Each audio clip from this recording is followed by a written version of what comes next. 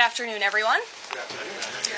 Happy Monday. Good to see all of you here. I want to start with a preview of President Trump's very busy schedule for the week. Later this afternoon, the president will be making a major announcement focused on the childhood autism epidemic, alongside his top health advisors who are working to make America healthy again. This will be a powerful display of how the entire Trump administration is committed to addressing root causes of chronic conditions and diseases, embracing full transparency in government, and championing gold standard science. Tonight, the president will depart to New York City ahead of the 80th session of the United Nations General Assembly. He will be joined in New York City by the First Lady. Tomorrow morning, President Trump will deliver a major speech touting the renewal of American strength around the world, his historic accomplishments in just 8 months, including the ending of 7 global wars and conflicts. The president will also touch upon how globalist institutions have significantly decayed the world order, and he will articulate his straightforward and constructive vision for the world. The president will also be hosting bilateral meetings with the UN Secretary General and the leaders of Ukraine, Argentina, and the European Union. The president will also later in the day hold a multilateral meeting with Qatar, the Kingdom of Saudi Arabia, Indonesia, Turkey, Pakistan, Egypt, the UAE, and Jordan. After these important meetings, the president will attend a reception tomorrow night with more than 100 world leaders before returning to Washington, D.C. On Thursday here at the White House, President Trump will welcome President Erdogan of Turkey for a bilateral meeting. And on Friday, the president will travel to Long Island for the Ryder Cup golf match between the United States and Europe. This event is one of the greatest sporting events in the world, and it would not be taking place this year without President Trump's help. President Trump signed an executive order last week preventing a strike that would have crippled the New York City area ahead of the tournament, and at the request of the 5 labor unions who all represent workers on the Long Island Railroad. One of the greatest golfers in the world, Bryson DeChambeau, praised the president's critical intervention, saying, quote, "When the possibility of a strike threatened to disrupt transportation and attendance, President Trump stepped up and took the action needed to protect this world-class competition." Thanks to President Trump's decisive leadership, the Ryder Cup experience will be everything fans and the golf community deserve. Again, that's a quote from the great golfer Bryson DeChambeau. Now let's all hope the American Ryder Cup team can take home the trophy. In other news, positive economic data continues to pour in. Brand new polling shows that Americans' faith in the economy and the direction of the nation is back on track and shooting even higher. Home ownership is more affordable, with mortgage rates dropping to a 3-year low. For new home buyers, this represents a $250 decline in your monthly mortgage payment, or nearly $3,000 a year. And President Trump has made it very clear he wants to continue to see mortgage rates decline to a record low, just like they did in his first term. Thanks to President Trump's unleashing energy dominance, gas prices are dropping, and additionally, the annual cost to own and operate a new vehicle is down by nearly 6% over the last year. Americans are earning more and they are spending more than ever before. After inflation outpaced for 26 straight months under Joe Biden, real wages have increased nearly every month since President Trump took office, with wages for blue-collar workers rising at the fastest rate in 6 decades. Retail sales are also booming, up 5% over last year, and the stock market is booming, and Americans' retirement accounts continue to do well, with the Dow, S&P 500, and NASDAQ all hitting new record highs.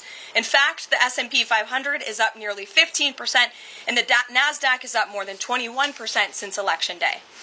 As part of President Trump's mission to restore America as the manufacturing superpower of the world, he has secured nearly $9 trillion in U.S. investment, nearly 9 times more than Biden attracted in his entire 4-year term, and we expect that number to be upwards of $15 trillion very soon.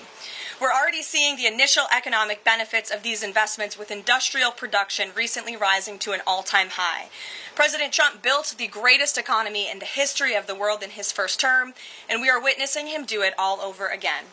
Now, before I open it up to questions, I do want to speak on the heinous political assassination of Charlie Kirk. As President Trump powerfully stated yesterday, this assassination was an attack on everything that makes the United States of America the greatest country on earth. But that attack has completely failed. The heartwarming response from the overwhelming majority of the American people over the past 2 weeks is all of the proof that you need.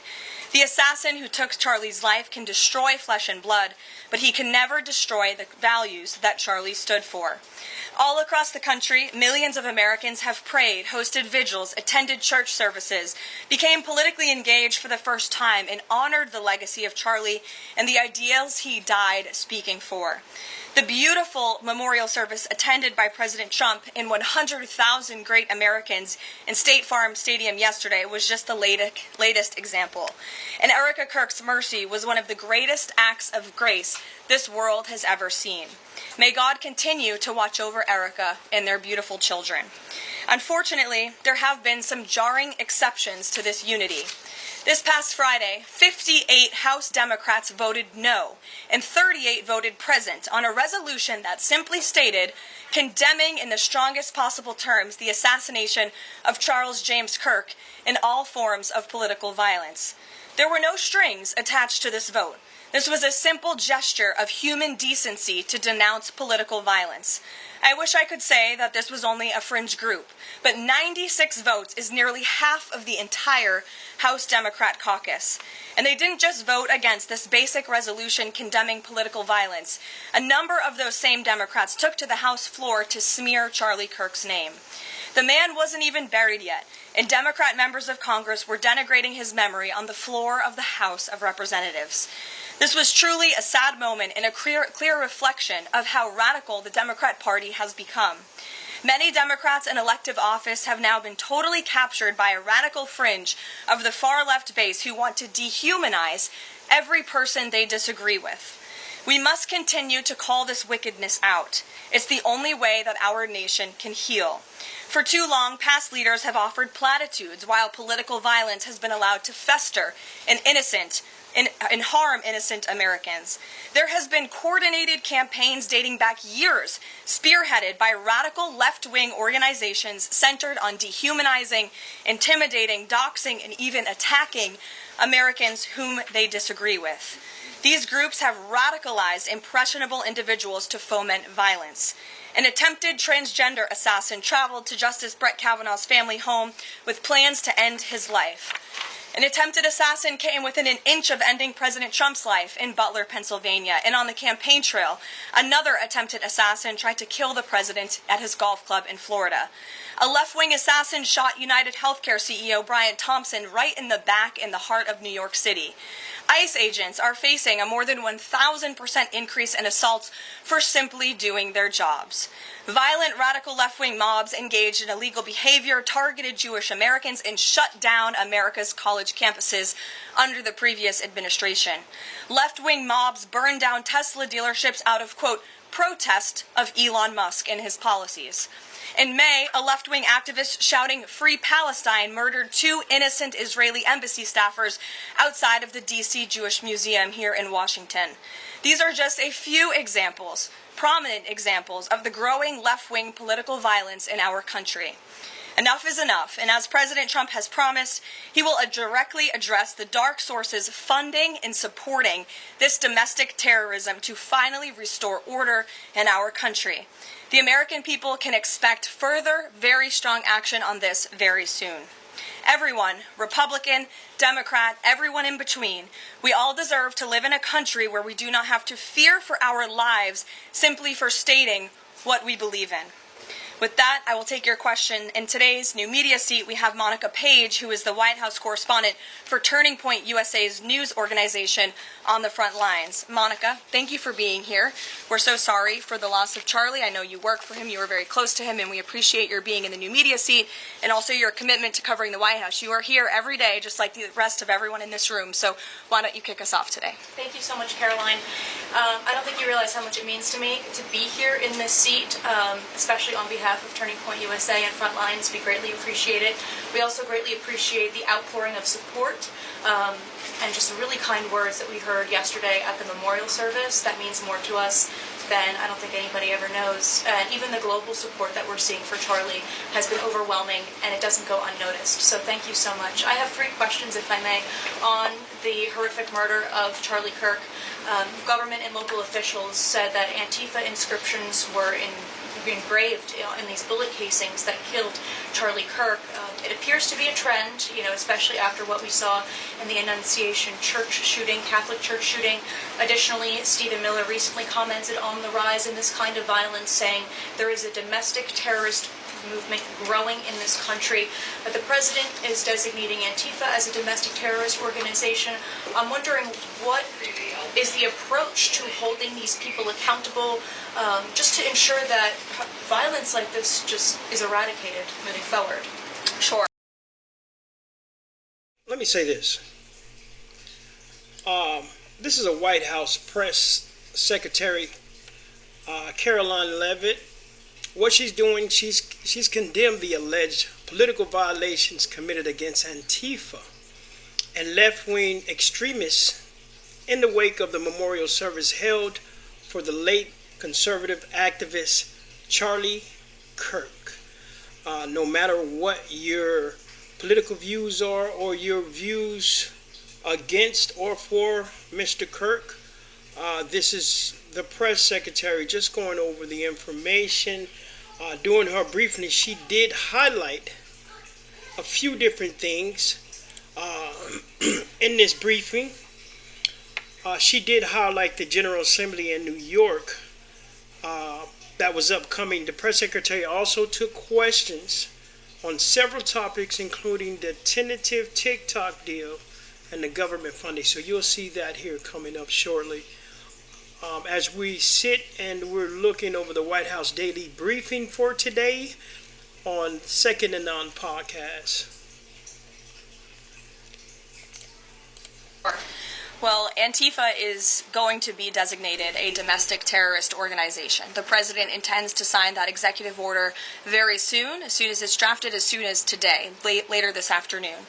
And this is something the president campaigned on, because we have seen a rise in violence perpetuated by Antifa radical people across this country who subscribe to this group. And unfortunately, it's gone widely uncovered by many in the legacy media. It also went completely ignored by the previous administration. Not anymore. Not only, as you mentioned, were the bullet casings subscribed with Antifa mottos, if you will, in the heinous assassination of Charlie, but there have also been more examples than I could read off for you here in this briefing room today of violence from Antifa. I will just read a few. In July 2025, several members of an Antifa cell ambushed and opened fire on officers at an ICE facility in Alvarado, Texas, shooting one officer in the neck. Also in July 2025, 3 Antifa members were charged with assaulting a police officer during a violent riot outside an ICE facility in Portland, which for weeks prior had been under siege from the local Antifa terror cell. In February 2024, a transgender Antifa terrorist detonated an explosive device outside of the office of the Republican Attorney General of Alabama. In July 2023, Antifa members linked to abortionist group Jane's Revenge firebombed pro-life facilities and vandalized churches. In January 2022, a suspected Antifa member was arrested for bringing a pipe bomb to a pro-Trump event. In January 2021, an Antifa supporter threatened to shoot police officers and Trump supporters outside of the Florida State Capitol building. Again, I could continue to list many more examples for those in the room who don't believe this is a serious threat to American safety and our national security, but this administration knows that it is. That's why the president will be signing this order. And we will also be, most importantly, looking at who is funding Antifa and who is funding these other violent left-wing groups that we've seen perpetuate so much crime and mayhem across our country. Thank you. And Charlie Kirk died exercising his First Amendment right, willingly debating, conversing with everybody and anybody. That was what he did. So what message does this White House have now to all Americans who feel like they are too afraid to express their beliefs, their values, their morals in the wake of such horrific violence? I think the president has answered this, and I will leave it to his response, Monica, where he so beautifully said, we have to keep fighting. We have to keep speaking up. We have to keep speaking our mind. I know that's what Charlie would want us to do, and we have a right to free speech in this country. The president supports it. It is protected by our beautiful Constitution, and Americans should not cower in fear. They should rise up in courage to continue speaking the truth. And to end on a lighter note, Karoline, Sure. I'd love to know what your favorite memory of Charlie is. Sure. Charlie was a great guy, and he was, of course, a very influential person in the conservative movement, in the MAGA movement. He was so helpful to the president during the campaign and to all of us who worked on that campaign, that historic campaign. I myself had many great memories going on Charlie's amazing podcast and his show. He was always willing to text people with words of encouragement. In fact, my last text exchange with him was the day before he died, and he was asking for my husband and I's address to send a children's book to our son. And I think that just speaks to the type of person that he was. And I know so many of us here at the White House are going to miss him very much. Thank you, Karoline. Thank you. Gabe.